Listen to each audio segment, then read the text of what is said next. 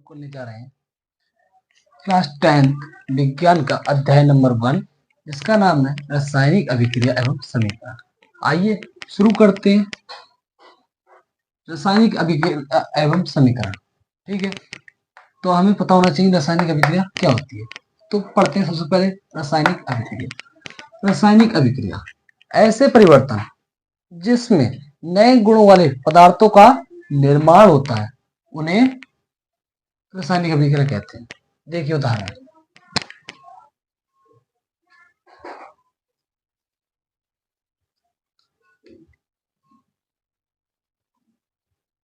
दूध से दही बनना। दूध से दही बनना क्या है? एक रासायनिक अभिक्रिया है।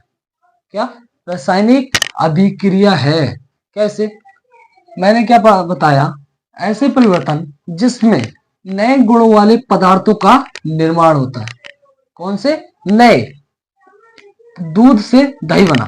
देख भाई, दूध था, उसमें पदार्थ कैसे थे? अलग थे, लेकिन जो दही बन गया वो कैसा बना? नया, बिल्कुल नई प्रॉपर्टी, नए गुण हो गए, इसलिए उसे क्या कहेंगे? रासायनिक अभिक्रिया कहेंगे। देखिए, जैसे आपने मोमबत्ती ली, मोमबत्ती को आपने जलाया, ठीक है, तो उसका जो ऊष्मा हुआ, जो उसकी ऊष्मा हुई, गैस हुई, वो तो निकल गई। तो क्या हुआ? मोमबत्ती का जलना क्या हुआ? रासायनिक परिवर्तन हुआ। लेकिन जो मोम गिरती रहती है उससे आपने दोबारा मोमबत्ती बना ली, तो क्या हुआ? भौतिक परिवर्तन हुआ। इसलिए हम कह सकते हैं मोमबत्ती का जलना भौतिक एवं रासायनिक दोनों है। तो दूध से दही बनना, लोहे पर जंग लगना।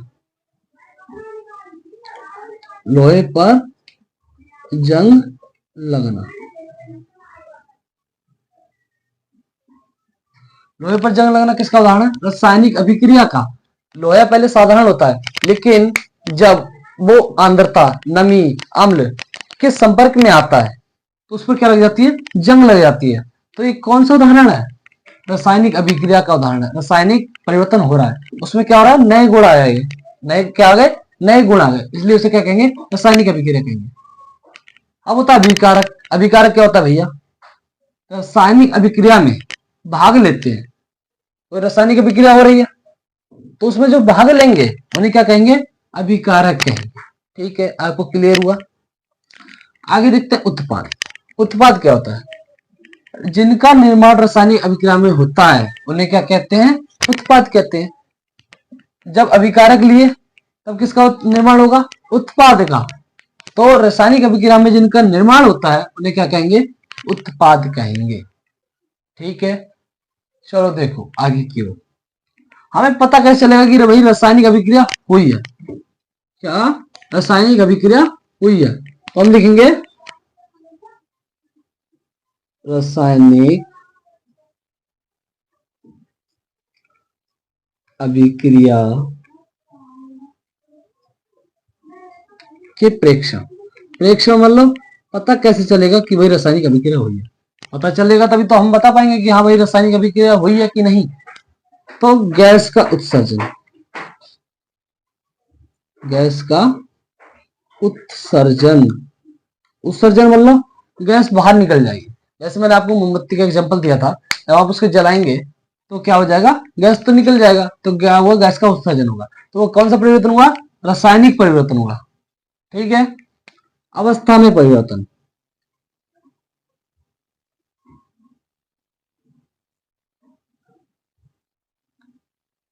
परिवर्तन अवस्था में जो स्टेट है वो चेंज हो जाएगी। ठीक है, तीसरा क्या है?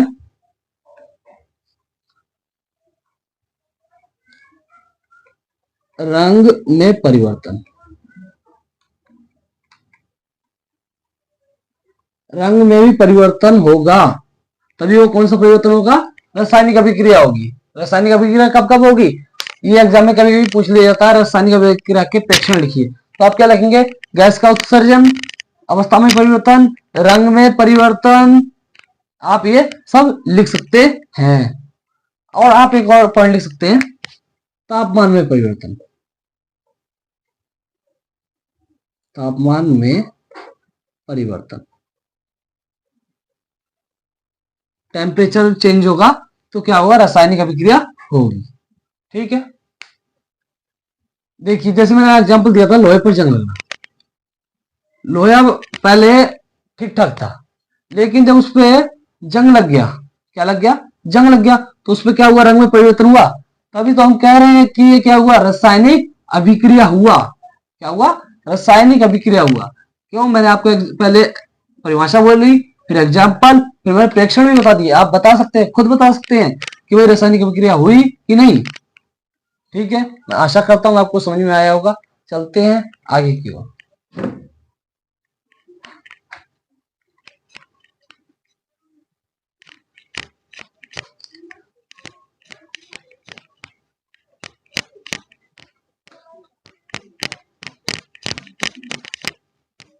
देखिए अब आता है रासायनिक अभिक्रिया को संतुलित करना।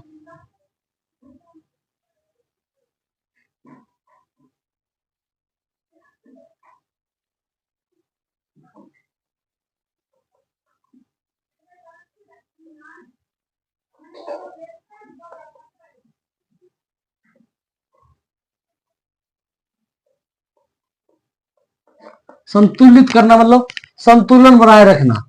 क्या बनाए रखना, संतुलन बनाए रखना।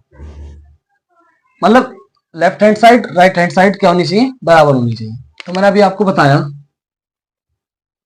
अभिकारक, अभिकारक मैंने आपको क्या बताया, जो रासायनिक अभिक्रिया में क्या लेते हैं, भाग लेते हैं, रासायनिक अभिक्रिया में भाग लेते हैं, उन्हें क्या कहते हैं, अभिकारक कहते हैं। मैंने अभी आपको बताया।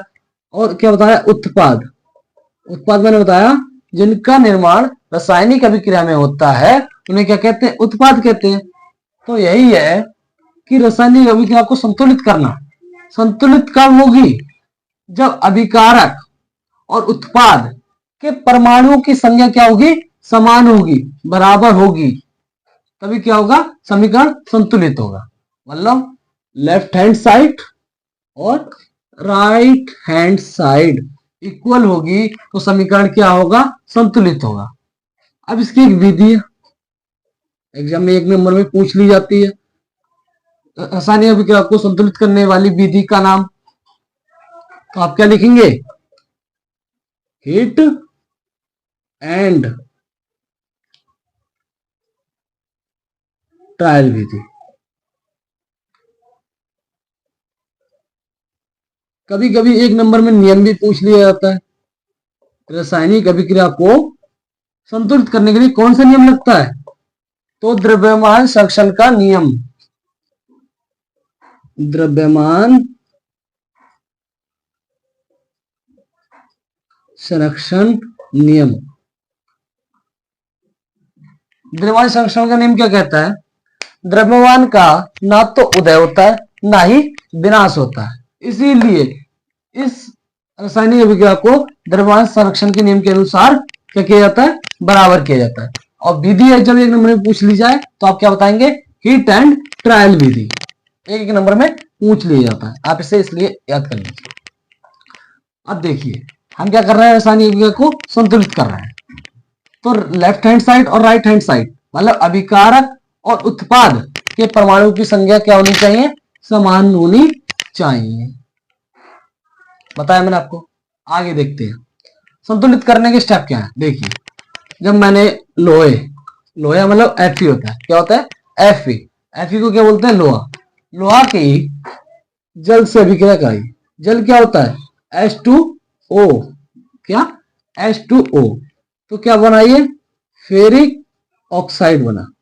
क्या बना, ferric oxide plus hydrogen gas. ठीक है, तो आप इसे संतुलित कैसे करेंगे, इसको स्टेप को ध्यान से समझ लीजिए। ये 2 नंबर में एग्जाम में आता है कि समीकरण को संतुलित कीजिए। देखिए आप क्या करेंगे, सबसे पहले बॉक्स बना लेंगे, ठीक है। उसके बाद लिखेंगे, मैंने अभी आपको बताया पहला क्या है, अभिकारक रहेगा वो लेफ्ट हैंड साइड रहेगा और जो उत्पाद रहेगा वो राइट हैंड साइड रहेगा। तो अभिकारक ये हुआ, उत्पाद ये हुआ, ठीक है। तो आप क्या लिखेंगे, अभिकारक की पर, परमाणु, ठीक है। और यहां क्या लिखेंगे, उत्पाद, उत्पाद की परमाणु, उत्पाद की परमाणु, परमाणु, ठीक है। यहां क्या लिखेंगे आप, तत्व लिखेंगे, एलिमेंट कौन सा है। तो देखिए पहला एलिमेंट क्या है, Fe, ठीक है। उसके बाद हाइड्रोजन, और उसके बाद जो बात की गई है वो ऑक्सीजन की गई है। तो आप देखेंगे लेफ्ट हैंड साइड में Fe कितना है, तो देखेंगे आप एक है, कितना है, एक है। और उत्पाद में देखेंगे तो कितना है, ये 3 है, ठीक है। उसमें देखेंगे H2, H2 इधर कितना है, 2, और H2 इधर कितना है, 2, ठीक है। ऑक्सीजन, क्या, ऑक्सीजन, ऑक्सीजन इधर कितना है, 1, और इधर कितना है, 4। तो देखिए भैया हम क्या बताया आपको, संतुलित करना है, क्या करना है, बराबर करना है। तो हम इसे क्या करेंगे, बराबर करेंगे, अभिकारक और उत्पाद को बराबर करेंगे। देखिए भैया कैसे करेंगे, 3 है, ये 1 है, तो आप एक को 3, एक को 3 तो बना नहीं सकते, बना सकते हैं क्या, नहीं। लेकिन 3 को एक की जगह 3 बना सकते हैं, कैसे भैया, गुणा करके। अगर हम 1 को 3 से गुणा कर दे तो 3 हो जाएगा, तो Fe बराबर हो जाएगा। इसी प्रकार हमें सारे बराबर करना है, सारे तत्व बराबर हो जाएंगे तो जो अभिक्रिया हो जाएगी वो क्या हो जाएगी, संतुलित हो जाएगी। संतुलन का मतलब यही होता है कि लेफ्ट हैंड साइड और राइट हैंड साइड बराबर होनी चाहिए। तो देखिए हमने क्या कर दिया, इसको गुणा कर दिया, तो हम इधर 3 लिख दें, 3 Fe और 3 Fe बराबर, H2 ए भी 2 है, ए भी 2 है, तो ये तो ऑलरेडी बराबर है, पहले से ही बराबर है, तो हमें बराबर करने की जरूरत नहीं है। तो हम इसे 4 है, ये 1 है, तो हम इसे 4 से गुणा कर दें, तो ये भी बराबर हो गया, ये भी बराबर हो गया, ठीक है। तो हम क्या कर दें, Fe को क्या कर दें, 4 कर दें, मतलब नहीं नहीं गलत हो गया, देखते हैं। O2 यह कितना, 1 है, यहाँ कितना है, 4 है, हाँ ठीक है। तो हम इसे क्या करेंगे, 4 से गुणा करेंगे, तो 4 से मैं इसे क्या कर दिया, गुणा कर दिया। लेकिन देखिए आप यहाँ देख रहे होंगे 4 ऑक्सीजन तो हो गया, लेकिन ये सबसे गुणा होगा, क्या होगा, सबसे गुणा होगा। तो ये हाइड्रोजन कितना हो गया, हाइड्रोजन कितना हो गया, 8 हो गया, 4 दूंगा 8, 8 क्या हो गया, हाइड्रोजन हो गया, और 4 को ऑक्सीजन से गुणा किया तो 4 ऑक्सीजन हो गया। तो ऑक्सीजन तो बराबर हो गया, ऑक्सीजन यहां भी बराबर हो गया, लेकिन जो हाइड्रोजन था उसका संतुलन बिगड़ गया, क्यों, यहां भी 2 था पहले और यहां भी 2 था, लेकिन ये 4 लग गया तो ये क्या हो गया, इससे गुणा हो गया, तो 4 दूनी 8, तो हाइड्रोजन कितना हो गया, यहाँ 8 हो गया भैया। तो हम इसे भी 8 करेंगे, करेंगे कि नहीं, तभी तो हमारा समीकरण क्या होगा, बराबर होगा, संतुलन, संतुलन होगा, संतुलित होगा। तो हम इसे क्या करें, 4 से गुणा कर दें। तो देख रहे हैं आप 3 के बराबर हुआ, 8 के बराबर हो गया, और 4 के बराबर हो गया, तो ये क्या हो गया, समीकरण संतुलन हो गया है। तो आपसे 1 नंबर में पूछ लिया जाता है विधि, कभी कभी नियम, और आपको पता होना चाहिए कि रासायनिक अभिक्रिया को संतुलित करने के लिए परमाणुओं की, प्रत्येक परमाणु की संख्या बराबर होनी चाहिए, क्या होनी चाहिए, बराबर होनी चाहिए। देख रहे हैं आप सभी क्या है, बराबर है, ये आपको आना चाहिए। चलते हैं भाई आगे की ओर।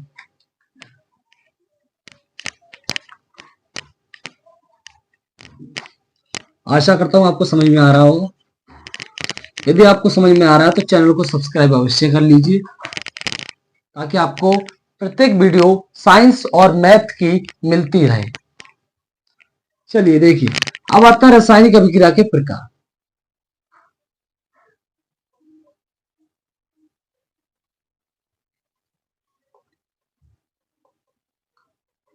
रासायनिक अभिक्रिया के प्रकार, देखिए भैया कौन कौन से प्रकार होते हैं। पहला आता है संयोजन, संयोजन। दूसरा आता है वियोजन, तीसरा आता है विस्थापन, चौथा आता है द्विज विस्थापन,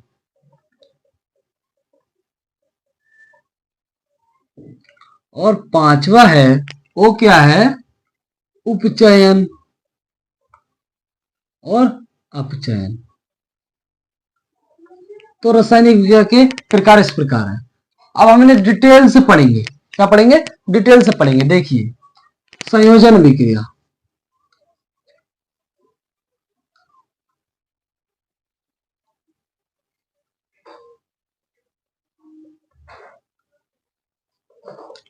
संयोजन विक्रिया क्या होता है? आप नाम से ही पता कर पा रहे होंगे। संयोजन, संयोजन का अर्थ क्या होता है? जोड़ना। क्या होता है? जोड़ना। तो संयोजन विक्रिया क्या होती है? जिसमें दो अभिकारक, क्या अभिकारक? दो या दो से ज्यादा अभिकारक मिलकर एकल उत्पाद का, किसका? एकल उत्पाद, मतलब एक उत्पाद का निर्माण करते हैं, उसे संयोजन अभिक्रिया कहते हैं। तो आप लिख सकते हैं दो या दो से ज्यादा अभिकारक मिलकर एकल उत्पाद का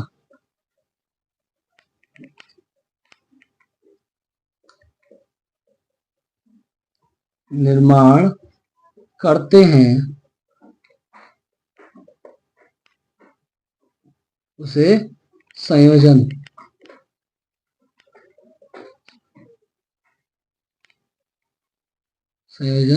अभिक्रिया कहते हैं।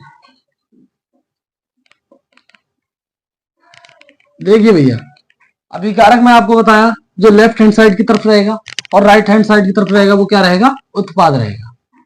तो दो या दो से अधिक अभिकारक मिलकर क्या बनाएंगे? एक उत्पाद बनाएंगे। देखिए, जैसे A प्लस बी क्या बना दिया? C बना दिया। तो दो अभिकारक हो गए और क्या बना दिया? एक उत्पाद बना दिया। तो उसे क्या कहेंगे? संयोजन अभिक्रिया कहेंगे। देखिए उदाहरण देख लीजिए, उदाहरण मोस्ट इंपॉर्टेंट है। H2 प्लस O, हाइड्रोजन और ऑक्सीजन मिलकर क्या बनाएंगे? H2O बनाएंगे। क्या बनाएंगे? H2O बनाएंगे। तो ये मैंने बताया आपको, लेफ्ट हैंड साइड तरफ क्या रहेगा? अभिकारक रहेंगे। हमने परिभाषा क्या पढ़ी है? दो या दो से ज्यादा अभिकारक मिलकर एक कल उत्पाद का निर्माण करते हैं, उसे संयोजन अभिक्रिया कहते हैं। तो आप देख रहे हैं अभिकारक कितने हैं? दो। उत्पाद कितना बन रहा है? एक। तो आप इसे क्या कहेंगे? संयोजन अभिक्रिया कहेंगे। ठीक है। उसी प्रकार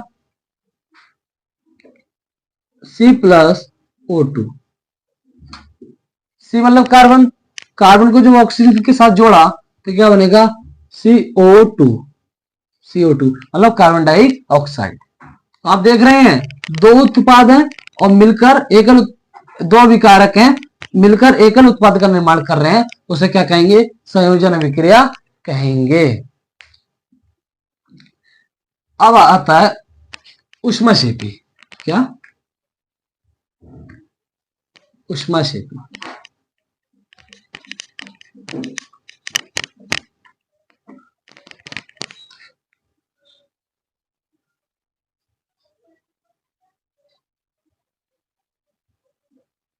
ऊष्माक्षेपी क्या होता है?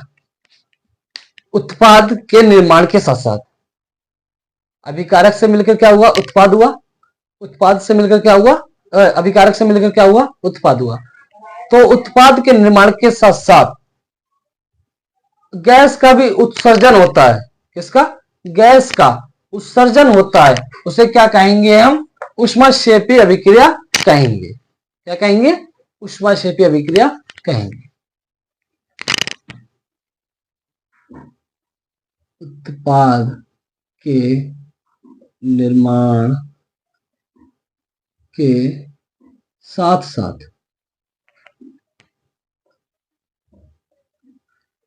ऊष्मा का भी उत्सर्जन हो, उसे उष्माक्षेपी उष्माक्षेपी अभिक्रिया कहेंगे।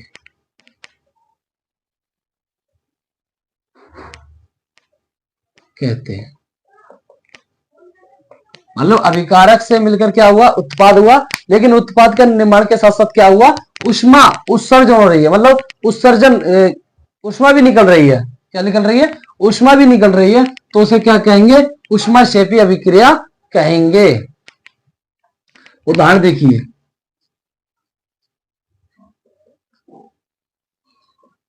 प्राकृतिक गैस का दहन,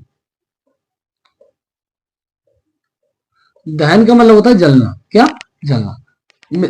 प्राकृतिक गैस कौन सी है, मिथेन, CH4 है, उसका नाम क्या है, मिथेन।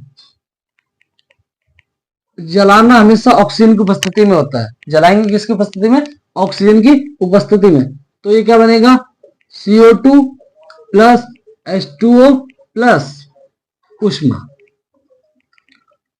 तो आप देख रहे होंगे, मैंने अभी आपको क्या बताया, दो या दो से अधिक अभिकारक मिलकर एकल उत्पाद का निर्माण करें तो उसे संयोजन अभिक्रिया कहेंगे।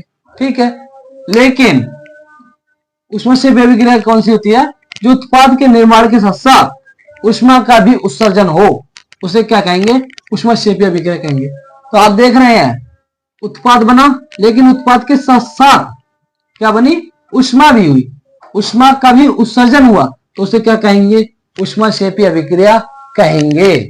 आप इसे नोट कर लीजिए। अब आता है श्वसन का दहन। श्वसन को उष्माक्षेपी अभिक्रिया क्यों कहते हैं।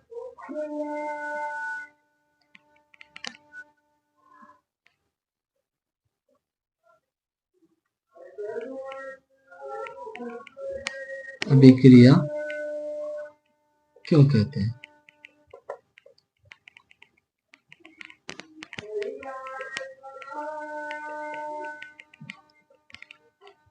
ये इंपॉर्टेंट क्वेश्चन है।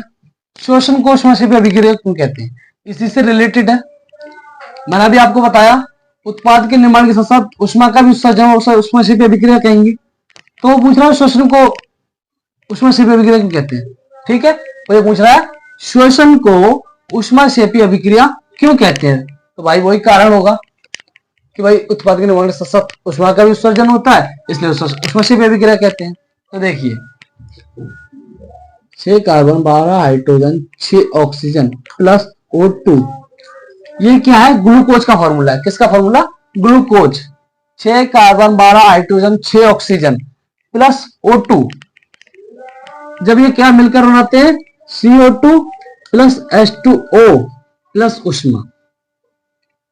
तो आप इसे कह सकते हैं कि ग्लूकोज के साथ जब ऑक्सीजन ग्रहण की जाती है तो कार्बन डाइऑक्साइड, जल और उष्मा का उत्सर्जन होता है, इसीलिए श्वसन को उष्माक्षेपी अभिक्रिया कहते हैं। ये एग्जाम में 3 नंबर में आता है, चाहे वो मिड टर्म हो, चाहे वो प्री बोर्ड हो, चाहे वो बोर्ड हो। श्वसन को उष्माक्षेपी अभिक्रिया क्यों कहते हैं, तो आप लिख सकते हैं, ग्लूकोज की अभिक्रिया जब ऑक्सीजन के साथ कराई जाती है तो कार्बन डाइऑक्साइड, जल तथा उष्मा का उत्सर्जन होता है, इसीलिए श्वसन को उष्माक्षेपी अभिक्रिया कहते हैं। ये बहुत इंपॉर्टेंट क्वेश्चन है। ठीक है, उष्माक्षेपी।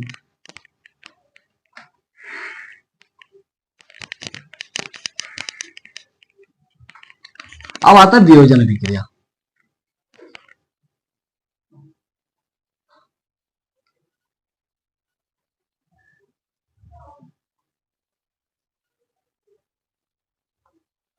वियोजन का अर्थ क्या होता है, टूटना।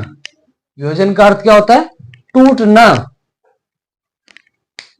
हमने संयोजन पढ़ा, उसका अपोजिट, उसका उल्टा वियोजन होता है। हमने संयोजन में क्या पढ़ा, 2 या 2 से अधिक अभिकारक मिलकर एकल उत्पाद का निर्माण करें, उसे क्या कहेंगे, हम संयोजन अभिक्रिया कहेंगे। लेकिन वियोजन अभिक्रिया में क्या है, जिसमें एकल उत्पाद, किसमें, एकल उत्पाद टूटकर 2 या 2 से अधिक उत्पाद का निर्माण करता है, उसे क्या कहेंगे, वियोजन अभिक्रिया कहेंगे। वियोजन का अर्थ क्या बताया मैंने आपको, टूटना। तो टूटेगा कैसे, जब एक अभिकारक टूटकर दो या दो से अधिक उत्पाद बनाता है, उसे क्या कहेंगे, वियोजन अभिक्रिया कहेंगे। तो मैं लिख देता हूं, एक अभिकारक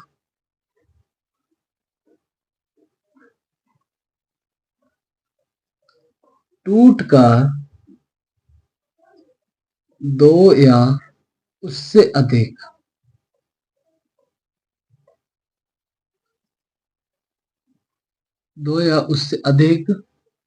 उत्पाद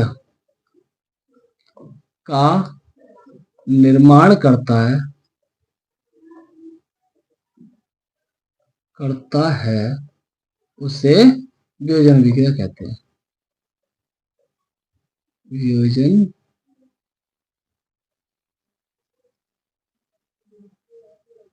अभिक्रिया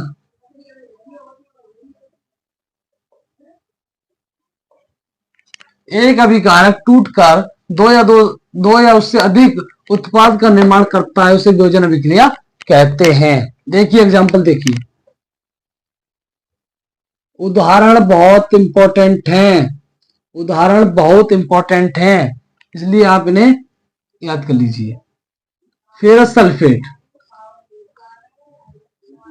देखिए मैंने आपको बताया लेफ्ट हैंड साइड तरफ क्या रहेगा, अभिकारक रहेंगे, और राइट हैंड साइड की तरफ क्या रहेंगे, उत्पाद रहेंगे। तो एक अभिकारक है, ठीक है, फेरस सल्फेट, और उसको तोड़कर हमेशा तोड़ते हैं तो उष्मा देकर, उष्मा देकर ही तोड़ा जा सकता है। जैसे ट्रायंगल लगा लीजिए, या आप लिख सकते हैं उष्मा, क्या लिख सकते हैं, उष्मा। ट्रायंगल का मतलब यही होता है उष्मा, या आप लिख सकते हैं उष्मा।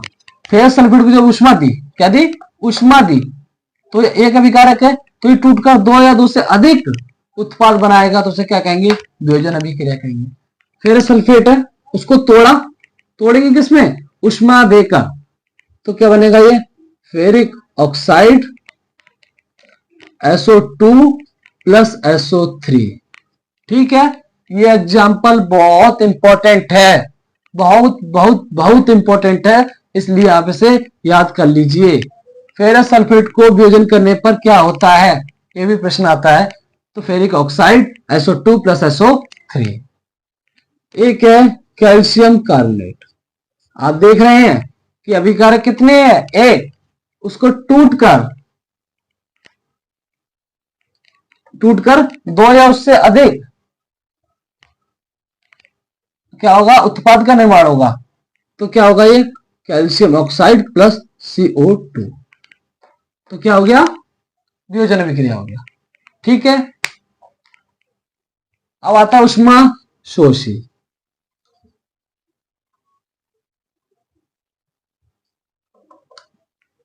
अभी हमने उष्मा शेपी पढ़ा था, उसका अपोजिट क्या है, उष्मा शोषी।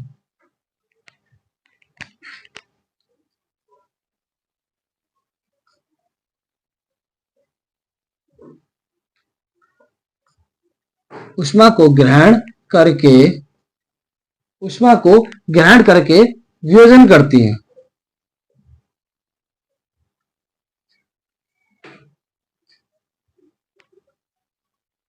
या जो उष्मा को ग्रहण करती हैं उन्हें उष्मा शोषी कहते हैं।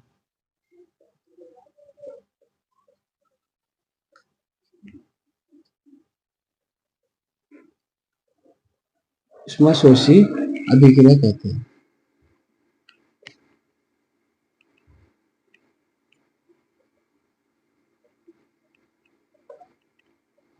देखिए उष्मा को ग्रहण करती हैं, क्या करती हैं, उष्मा शोषी क्या होता है, जो उष्मा को क्या करती है, ग्रहण करती हैं, उनको क्या कहते हैं, उष्मा शोषी अभिक्रिया कहते हैं। जैसे आप देख रहे होंगे फेरस सल्फेट है, मैंने उसको क्या दिया, उष्मा दिया या हीट दिया, ये ट्रायंगल आप लिख सकते हैं, ट्रायंगल बना सकते हैं, या आप उष्मा लिख सकते हैं। तो आपने उष्मा दिया, तो उष्मा से क्या हुआ, वो वियोजन हो गया, और कितना उत्पाद बन गया, दो या उससे अधिक, तो क्या होगा, उष्मा शोषी होगा। उष्मा शेपी क्या होता, जो उत्पाद के निर्माण के साथ साथ उष्मा का भी उत्सर्जन होता था, उष्मा निकलती थी, लेकिन इसमें उष्मा शोषी में उष्मा ग्रहण की जाती है। क्या की जाती है? ग्रहण की जाती है, इसीलिए इसको उष्मा शोषी अभिक्रिया कहते हैं। ये क्या करती है? उष्मा का ऑब्जर्व करती है, उष्मा को ग्रहण करती है, इसलिए इसे उष्मा शोषी अभिक्रिया कहते हैं। उष्मा शोषी के उदाहरण यही है। यदि आपसे कोई पूछ ले विभजन अभिक्रिया का उदाहरण, या आपसे कहे कोई उष्मा शोषी का उदाहरण, तो आप यही उदाहरण बताएंगे। क्यों भाई? मैंने आपको बताया उष्मा शोषी क्या होता है, जो उष्मा को ग्रहण करे। क्या करे? उष्मा को ग्रहण करे। ठीक है, उष्मा को अवशोषित कर ले, सोख ले। तो मैंने इस अभिकारक को उष्मा दिया। क्या दिया? उष्मा दिया, तभी तो ये उत्पाद बना। तो जो मैंने क्या लिखा, उष्मा को ग्रहण करके वियोजन करती है, उन्हें उष्मा शोषी अभिक्रिया कहते हैं। तो ये क्या है? उष्मा शोषी का उदाहरण है। अब चलते हैं आगे की ओर, जो मैंने आपको बताए थे रासायनिक अभिक्रिया के प्रकार। उसमें संयोजन था, वियोजन था। तो 2 पार्ट क्लियर हो गए हैं। तीसरा चलते हैं, विस्थापन।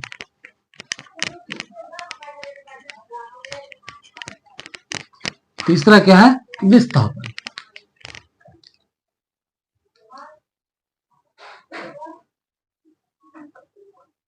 इस चैप्टर में जो एग्जाम्पल है या जो उदाहरण है वो मोस्ट इंपॉर्टेंट है, इसलिए आप इन्हें पढ़ लीजिए, याद कर लीजिए एग्जाम्पल को। अब आता है विस्थापन अभिक्रिया। देखिए भैया, विस्थापन अभिक्रिया क्या होती है? कोई ताकतवर व्यक्ति है, कोई ताकतवर व्यक्ति है, कमजोर व्यक्ति की जगह छीन लेता है। क्या? कोई कमजोर व्यक्ति की जगह छीन लेता है ताकतवर व्यक्ति, उसे क्या कहेंगे? विस्थापन अभिक्रिया कहेंगे। जैसे देखिए, आप स्कूल में गए तो कोई आपसे मोटा है, फ्रैटली है। क्या है? फ्रैटली है। तो आप सबसे आगे बैठ गए, ठीक, लेकिन उसने अपने बल से, ताकत से आपको हटाकर पीछे कर दिया। क्या कर दिया? आपको पीछे कर दिया। तो कौन सी अभिक्रिया हुई? विस्थापन अभिक्रिया। तो इसमें भी क्या होता है? इसमें भी होता है विस्थापन। अधिक अभिकारक, अधिक अभिक्रियाशील तत्व कम अभिक्रियाशील तत्व को उसके स्थान से हटा देता है। क्या करता है? उसके स्थान से हटा देता है। तो उसे क्या कहेंगे? विस्थापन अभिक्रिया कहेंगे। क्या कहेंगे? विस्थापन अभिक्रिया कहेंगे। जिसमें अधिक अभिक्रियाशील तत्व कम अभिक्रियाशील तत्व को उसके यौगिक से, उसके स्थान से हटा देता है, उसे विस्थापन अभिक्रिया कहेंगे। देखिए कैसे।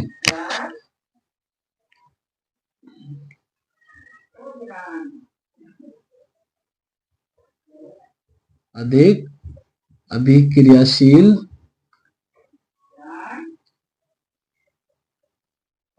तत्व कम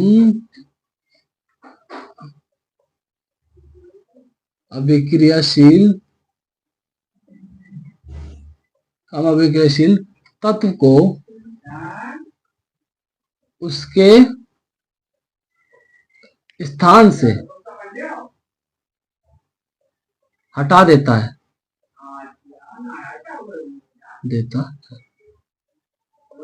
ठीक है। अधिक अभिक्रियाशील तत्व है, कम अभिक्रियाशील तत्व को उसके स्थान से हटा देता है, उसे क्या कहेंगे? विस्थापन अभिक्रिया कहेंगे। इसके लिए बहुत इंपॉर्टेंट मोस्ट इंपॉर्टेंट ट्रिक है। अब भाई विस्थापन अभिक्रिया कैसे करेंगे? देखिए, पहले इसका एग्जांपल कर लेते हैं, फिर ट्रिक बताते हैं आपको। उदाहरण क्या है? फेरस सल्फेट प्लस कॉपर, ये एग्जांपल आ गया, ठीक है। तो आप इसे कैसे करेंगे? देखिए, इसकी धासुक ट्रिक है, बहुत अच्छी ट्रिक है, वो हर किसी विस्थापन अभिक्रिया में अप्लाई होती है, इसलिए आप इसे देख लीजिए। ट्रिक,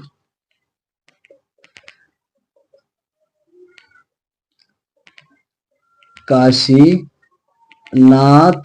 का माली आलू जरा फीके पकाता है, कौन है जी आगे आओ। देखिए, काशी का मतलब क्या हुआ? के, नाथ Na, का मतलब Ca, माली मतलब Mg, आलू मतलब Al, जरा मतलब जिंक, और फीके मतलब Fe, और पकाता मतलब Pb, है मतलब हाइड्रोजन, कौन मतलब Cu, कॉपर, और हाइजी मतलब Hg, और आगे Ag, आओ मतलब Au। ठीक है, ये धातुक ट्रिक है। ये क्या है? हाइड्रोजन है। क्या है ये? हाइड्रोजन है।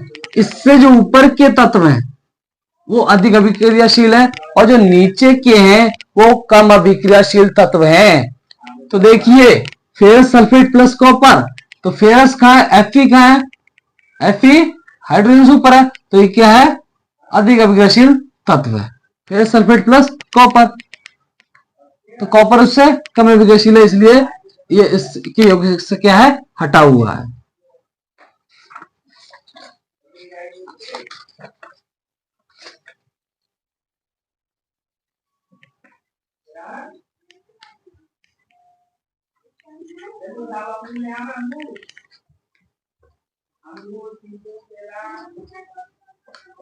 देखिए, ये क्वेश्चन था, गलती सॉरी होगी।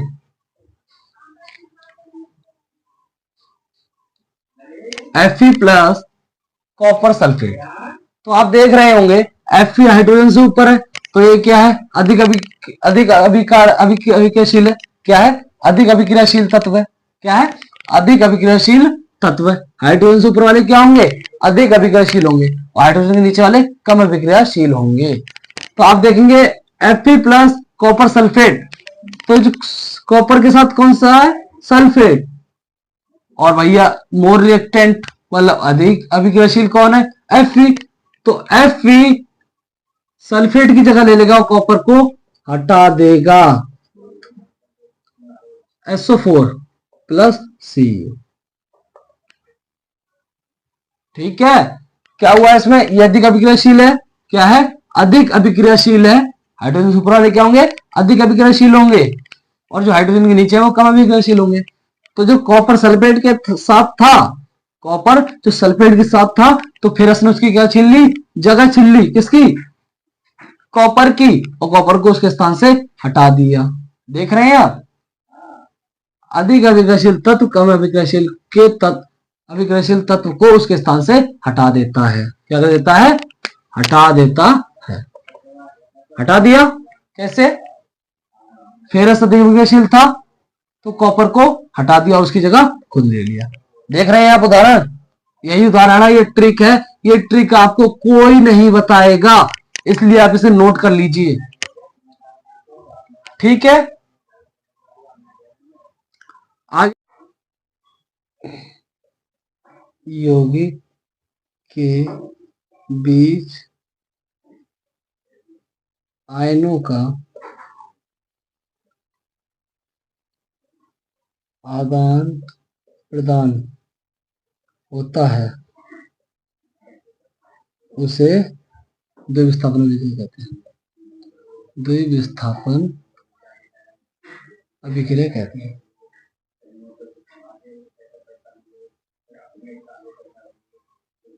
क्रिया कहते हैं। देखिए, AB प्लस CD, इसकी भी ट्रिक है, आप ध्यान से समझ लीजिए। देखिए, ए को हमेशा हमेशा हमेशा डी से मिलाएंगे। ए को हमेशा हमेशा डी से मिलाएंगे, और सी को बी से मिलाएंगे। तो ये किसका उदाहरण हुआ? द्विविस्थापन अभिक्रिया का उदाहरण हुआ। ए और डी प्लस सी और बी। देखिए, इसका एग्जांपल लीजिए। Sodium sulphate plus beryllium chloride. कौन सा? Beryllium chloride. अब देखिए, आपको ये क्या दे दिया? एग्जांपल दे दिया। अभिकारक है, ये उत्पाद बनाना है। ठीक है, क्या बनाना है? उत्पाद बनाना है। तो ये ए हो गया, सोडियम सल्फेट बी हो गया, बेरिलियम सी हो गया, और क्लोरीन डी हो गया। ये हर किसी में होता है, द्विविस्थापन अभिक्रिया में हर किसी में होता है। तो मैंने आपको होता है, ए को क्या बनाओ? डी। तो ए को किससे जोड़ देंगे आप? डी से। तो सोडियम क्या हो जाएगा? Sodium chlorine. NaCl बोलते हैं ऐसे, NaCl, ये नमक का फॉर्मूला है। ए को किससे मिलाना है? डी से मिलाना है। अब मैंने आपको बताया सी को किससे मिलाना है? बी से मिलाना है। सी को बी से मिलाना है, तो आप क्या करेंगे इसमें? Beryllium sulphate. क्या बना? Beryllium sulphate. देख रहे हैं आप ट्रिक काम कर रही है कि नहीं? A B plus C D, A को डी से मिलाइए और सी को बी से मिलाइए। हमने ए को डी से मिलाया और सी को बी से मिलाया, यही सूत्र है। लेकिन बेरिलियम सल्फेट क्या है? अपशेप है। क्या है? अपशेप है। क्या है? अपशेप है। कौन सा अपशेप है भाई? ये भाई आपका सफेद व्हाइट पीपीटी है। व्हाइट पीपीटी क्या है? व्हाइट पीपीटी है। यदि आपसे कोई पूछ ले कि सफेद अपक्षेपण अभिक्रिया का उदाहरण दीजिए, तो आप क्या कहेंगे? Sodium sulphate plus beryllium chloride. तो इसका जो उत्पाद होगा NaCl प्लस बेरिलियम सल्फेट। ठीक है, आपको ध्यान रखना है। द्रव्य स्थापना अभिक्रिया कंप्लीट हुई। अब करते हैं अपचयन उपचयन। अपने दोस्तों को ये वीडियो भेजते रहिए ताकि वो भी अच्छे से 10th क्लास करते रहें। 10th क्लास बहुत इंपॉर्टेंट क्लास है। 10th क्लास की मार्कशीट प्रत्येक जगह, प्रत्येक नौकरियों में, प्रत्येक जगह काम आती है, इसलिए आप इसमें अच्छे से अच्छे परसेंटेज लाइए। अब करते हैं हम उपचयन और अपचयन।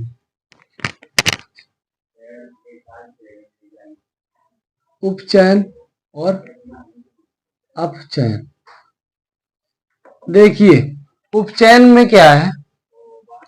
उपचयन का अर्थ क्या होता है? जोड़ना। क्या होता है? जोड़ना।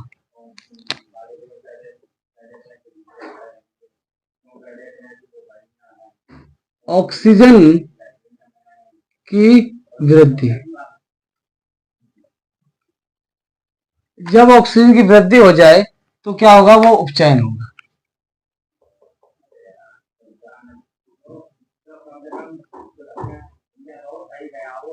हाइड्रोजन की कमी, जब हाइड्रोजन की कमी हो या हार्स हो तो क्या होगा? उपचयन होगा। अब देखिए उदाहरण देखिए, C प्लस O2, तो क्या बना ये? CO2। जब O2 मतलब ऑक्सीजन की क्या हो रही है? वृद्धि हो रही है, जुड़ रहा है, तो क्या हुआ? उपचयन हुआ। क्या हुआ? उपचयन हुआ। क्या हुआ? उपचयन हुआ। अब आता है अपचयन।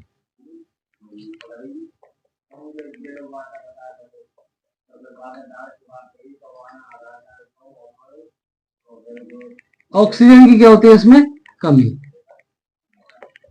और हाइड्रोजन की वृद्धि। क्या होती है? वृद्धि। ये होता है अपचयन। क्या होता है? ये अपचयन। अब देखिए भैया, जब अपचयन और उपचयन दोनों हो तो उसे क्या कहेंगे? भैया जब अपचयन और उपचयन दोनों हो तो उसे कहेंगे रेडॉक्स अभिक्रिया।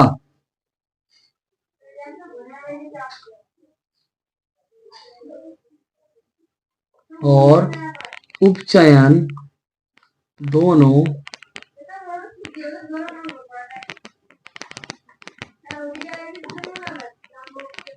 एक साथ हो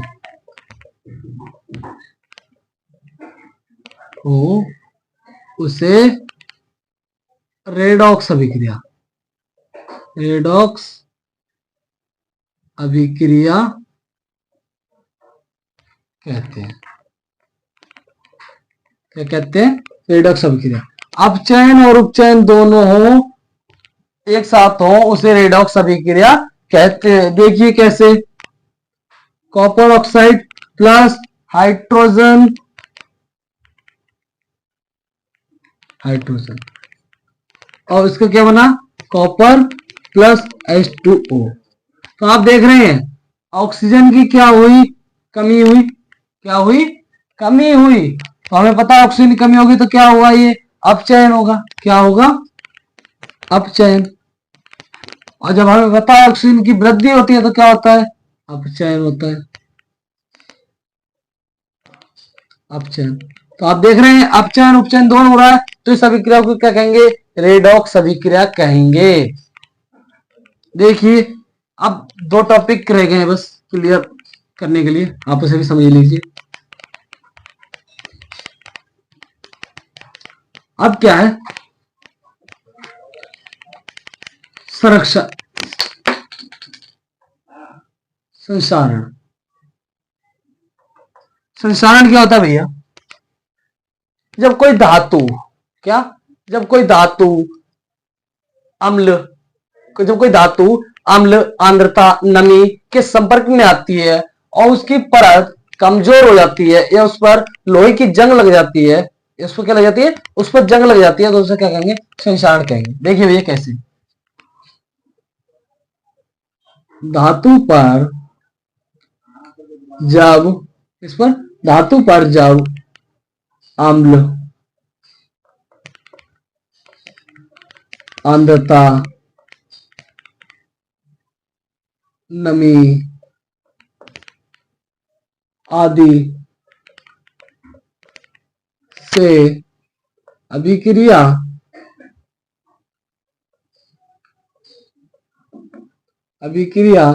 करके संसारित हो जाती है, धातु पर जंग लग जाती है, जंग लग जाती है। धातु पर जब अम्ल, आर्द्रता, नमी आदि से अभिक्रिया करके धातु पर जंग लग जाती है, उसे क्या कहते हैं, संसारण कहते हैं। क्या कहते हैं, संसारण कहते हैं। क्या कहते हैं, संसारण कहते हैं। जैसे आपने देखा होगा, तांबे पर परत चढ़ जाती है, कॉपर पर, लोहे पर इत्यादि पर क्या चढ़ जाती है, परत चढ़ जाती है, तो उसे हम क्या कहेंगे, संसारण कहेंगे। अब आता है विकृत गंधी का।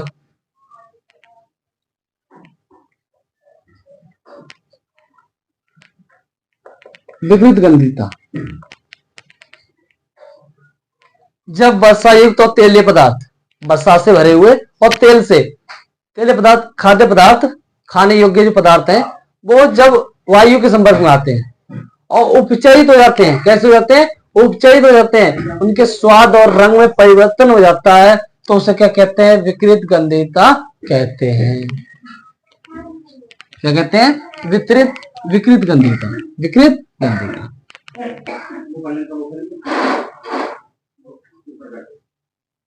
वसायुक्त तथा तेलीय खाद्य पदार्थ जब वायु के संपर्क में आकर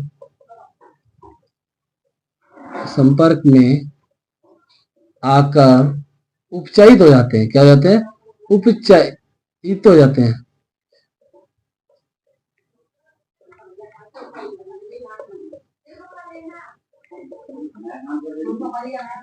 स्वाद और रंग में परिवर्तन, क्या, परिवर्तन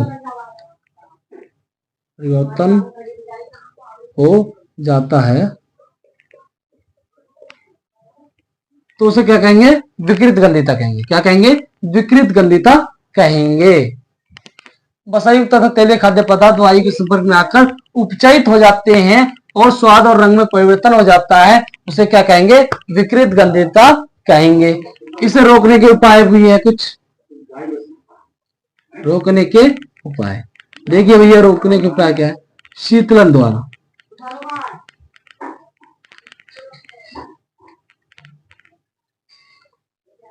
आप देखते होंगे शीतलन मतलब ठंडा। जैसे आप फ्रिज में खराब होने वाली वस्तुएं किस में रख देते हैं, फ्रिज में रख देते हैं। तो मैंने क्या बताया, वसायुक्त तथा तेलीय खाद्य पदार्थ वायु के संपर्क में आकर उपचयित हो जाते हैं, उनके स्वाद और रंग में परिवर्तन हो जाता है, उसे विकृत गंधिता कहते हैं।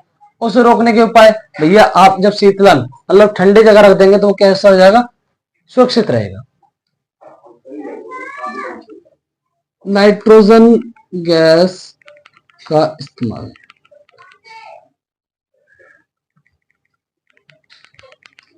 आप देखते होंगे जो चिप्स के पैकेट आते हैं, क्या, चिप्स के पैकेट आते हैं, उसमें नाइट्रोजन गैस भरी होती है। कौन सी गैस, नाइट्रोजन गैस। क्यों, क्योंकि वे उपचयित ना हो जाए, उनके स्वाद और रंग में परिवर्तन ना हो जाए, इसीलिए उन्हें नाइट्रोजन गैस भरी जाती है।